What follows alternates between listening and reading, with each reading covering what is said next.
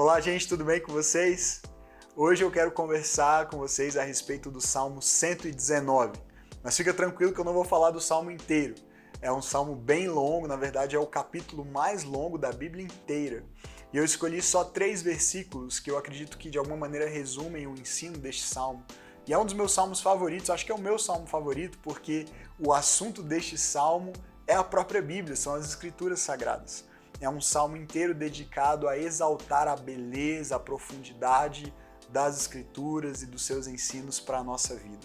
E ao longo deste salmo, o escritor usa diferentes termos para se referir à palavra de Deus. Ora ele fala a respeito da lei do Senhor, ora ele fala a respeito dos mandamentos, dos decretos, dos testemunhos de Deus, mas todos esses termos se referem justamente às próprias Escrituras Sagradas. Eu quero ler com você 3 versos, o verso 18, o 97 e o 129, e a gente vai aprender hoje 3 princípios, 3 ações que nós devemos tomar para nos aproximarmos adequadamente do texto bíblico, seja ele qual for, e então recebermos a palavra de Deus para a nossa vida de modo a nos transformar e a nos edificar no nosso relacionamento com Deus. Eu vou ler esses 3 versículos agora com você.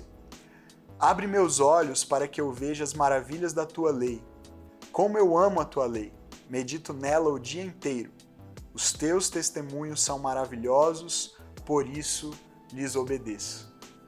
O primeiro versículo, que é o 18, ele diz: abre os meus olhos para que eu veja as maravilhas da tua lei.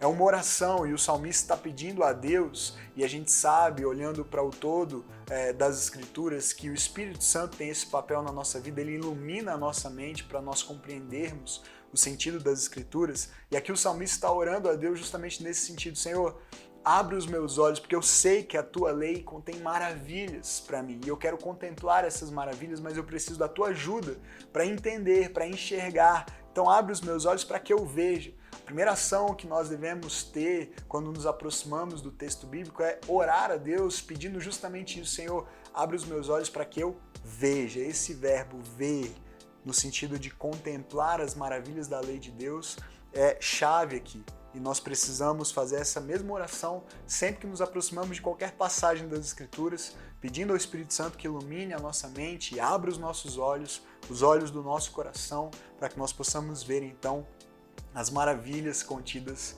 naquele texto bíblico. O verso seguinte, 97, diz: como eu amo a tua lei, medito nela o dia inteiro. Se você depois tiver um tempinho, passa lá no vídeo 000, na edição 000 do Foca no Livro, sobre o Salmo 1. E é uma espécie de um manual de leitura para todos os salmos, e ele fala justamente sobre a meditação na palavra de Deus. E esse versículo repete essa ideia: medito na tua lei o dia inteiro. Mas hoje eu quero destacar com você o verbo que aparece antes, nesse mesmo versículo: como eu amo a tua lei.